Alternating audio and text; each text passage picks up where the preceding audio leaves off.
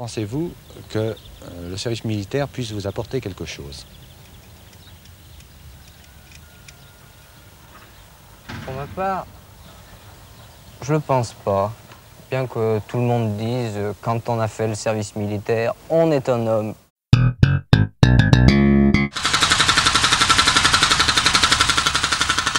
Les conscrits aiment les fêtes foraines, et dans les fêtes foraines, surtout les stands de tir. Peut-être pense-t-il ainsi se mettre dans l'ambiance du service militaire.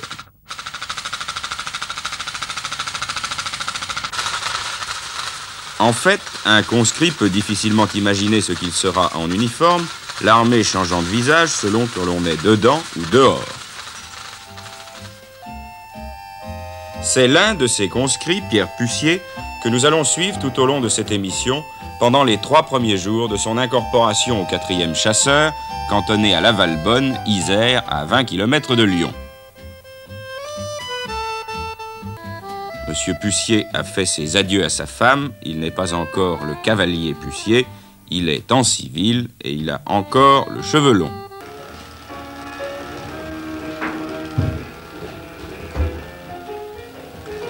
Le coiffeur du régiment sera le premier contact de Pucier avec les anciens. Et que pense-t-il de tout cela? Guy Demoy est allé recueillir ses impressions à la fin de sa première journée. Pierre, vous avez passé votre conseil de révision quand? L'année passée, au mois d'avril. Oui. Et qu'est-ce que c'était pour vous, à cette époque-là, le conseil de révision? Qu'est-ce que ça représentait? Une fête, quoi. On s'amusait bien. Oui. Comment? On achetait des pétards, on faisait thé, quoi. Oui. Buviez un verre? Oui. Avec des copains? Oui. Et puis encore quoi? Et puis, on courait les filles, quoi. Qu'est-ce que vous voulez dire par courir les filles? On les embrassait, Oui. Et pourquoi vous faisiez tout cela? Pourquoi c'était une fête? On était contents, quoi, de passer le conseil de révision. Content de quoi?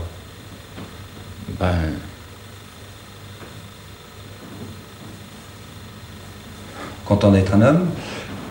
Oh, non. C'est pas ce qu'on dit en général aux jeunes gens qui viennent de passer le conseil de révision. Vous êtes un homme, vous êtes bon pour les filles, bon pour l'armée. Oui. C'est ce qu'on dit. Oui. Et est-ce que vous avez, à ce moment-là, le sentiment d'être quelqu'un d'autre parce qu'un médecin vous avait dit bon, Pierre, tu es bon pour l'armée? Non, quoi. Enfin... C'était simplement une occasion de bien s'amuser. Oui. À ce moment-là, vous étiez célibataire. Oui. Et vous êtes marié par la suite. Oui. Jusqu'à votre mariage, le service militaire, ça représentait quoi? C'était pas bien intéressant, quand même.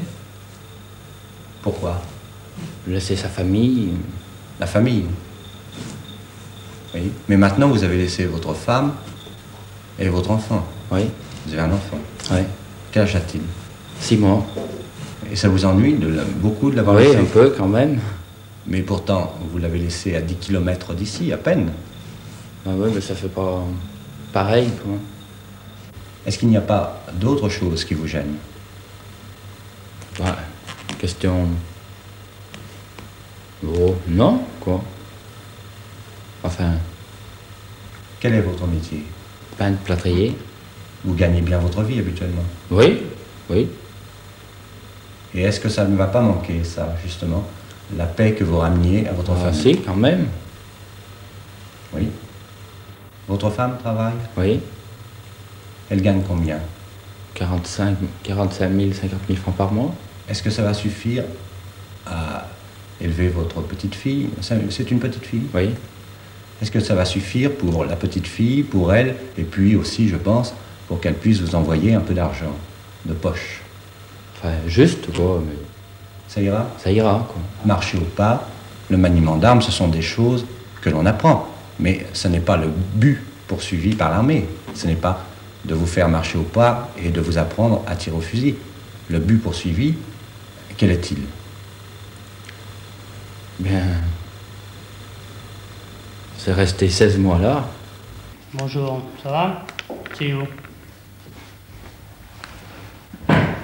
Vous appelez comment? Pussier Pierre. Bon, vous avez fait vous avez votre EFA de peintre en bâtiment? Oui. Vous n'avez pas de CAP? Si. Ah non, non, non. Vous n'avez pas passé, vous n'avez pas réussi.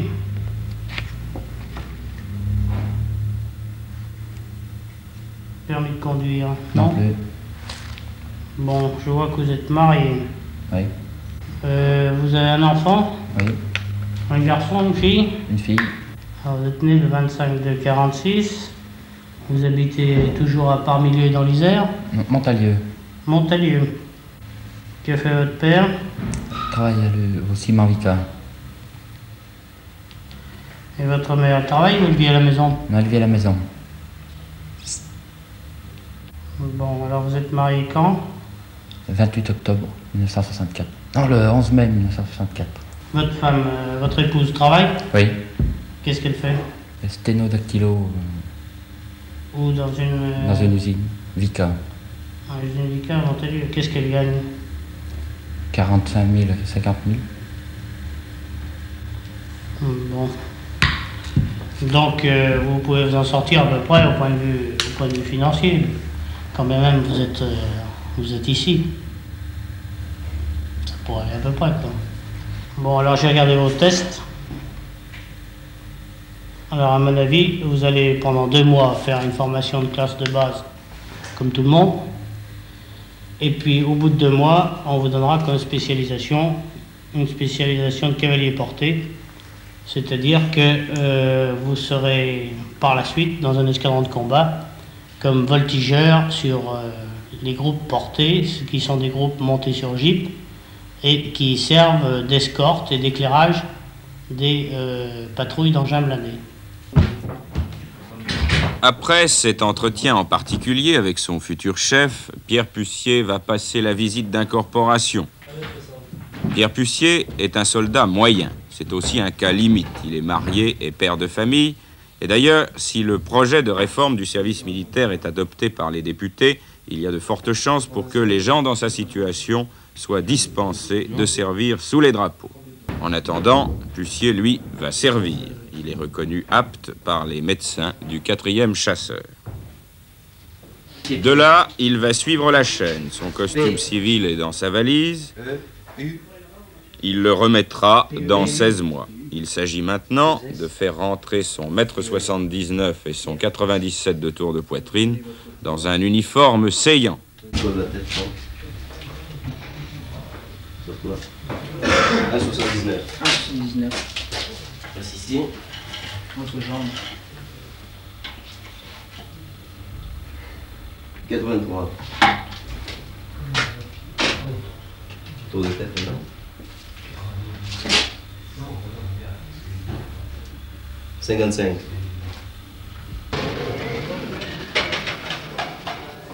Midi, lentilles, non pas à la roulante, mais au self-service.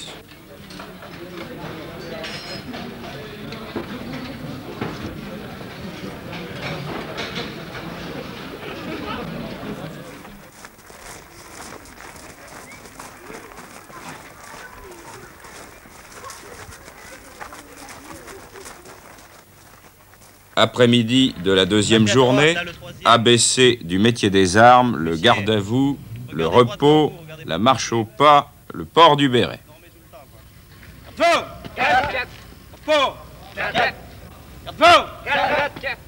Plus fort. Repos. Repos. Laissez pas surprendre par le commandement. Repos.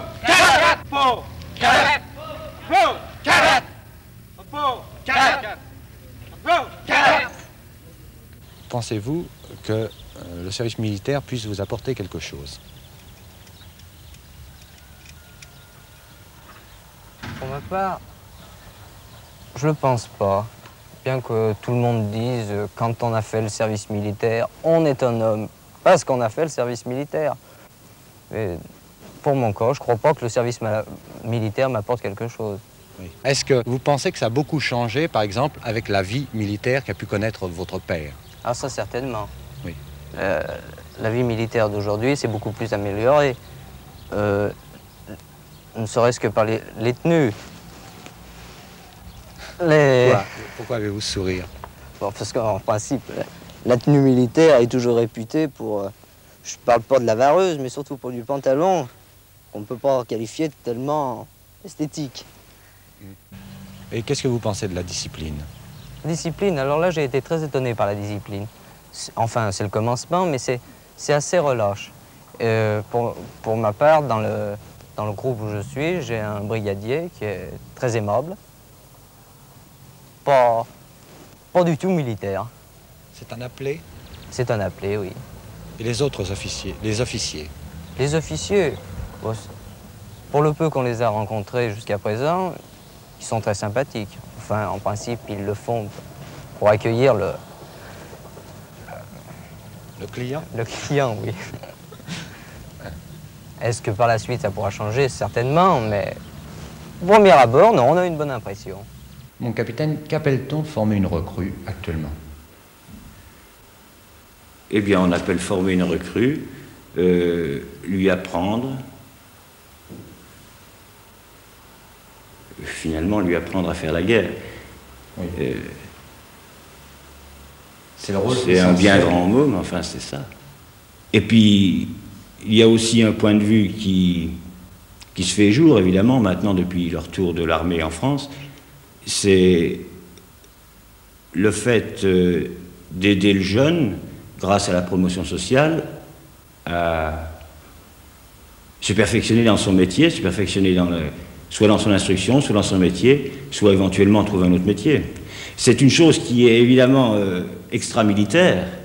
Oui, mais à ce jeune de 20 ans, vous allez lui donner une notion de l'obéissance sous les drapeaux qu'il devra, en principe, conserver toute sa vie. À ce moment-là, il aura mûri. Vous voulez dire qu'il aura mûri et qu'à ce moment-là, il pourra prendre des décisions. Non, écoutez, on est en train actuellement de tourner autour d'une question qui est la question de l'obéissance aveugle des nazis, par exemple, pendant la dernière guerre, ou la question, la question de la torture également. Finalement, vous savez, c'est pas possible de vous donner en 2 minutes une réponse. Michel, que pensez-vous de la formation que vous avez reçue à l'armée? J'entends la formation technique, la formation morale et la formation physique. Tout d'abord, au point de vue formation morale, puisque c'est par là que vous avez commencé, la formation morale, je ne crois pas que l'armée ait pu m'apporter des compléments à ma formation morale que je possédais dans le civil. Surtout moi, je ne pense pas.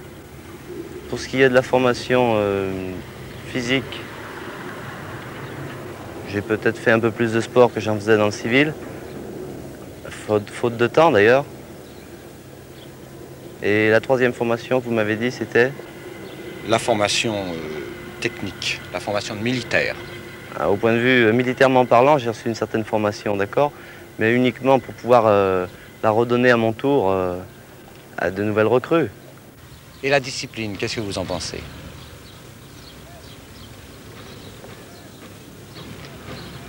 La discipline proprement dite, je crois qu'elle est nécessaire dans l'état actuel des choses, puisque le service militaire de toute façon est tel qu'il est. Je pense que la discipline est même indispensable. Pourquoi? Imaginez un peu, je sais pas moi, 250 gars dans un escadron sans discipline. Vous avez été mêlé à des ouvriers, des paysans, autant de gens que vous ne connaissiez pas dans le civil. C'est exact. Est-ce que ça vous a apporté quelque chose?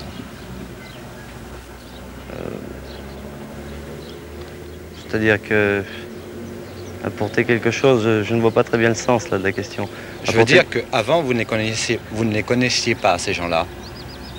Maintenant, est-ce que vous les sentez mieux? Est-ce que vous êtes plus au courant de leurs problèmes? Oui, ça permet tout au moins de faire une étude de mœurs, quoi. De mieux connaître les classes, c'est ça que vous voulez dire? Oui. Oui, évidemment, ça... On apprend à connaître le paysan, l'ouvrier, mais en général, il n'y a pas tellement à apprendre. Parce que dans le fond, on voit le paysan, l'ouvrier, on le voit dans un milieu qui n'est pas le sien. 14. C'est la 14. Paré 1. Ouais. Oh, c'est 800. Tout cela fait des souvenirs, on essaie de paraître martial sur les photos destinées à la famille et avec un peu de chance au journal local.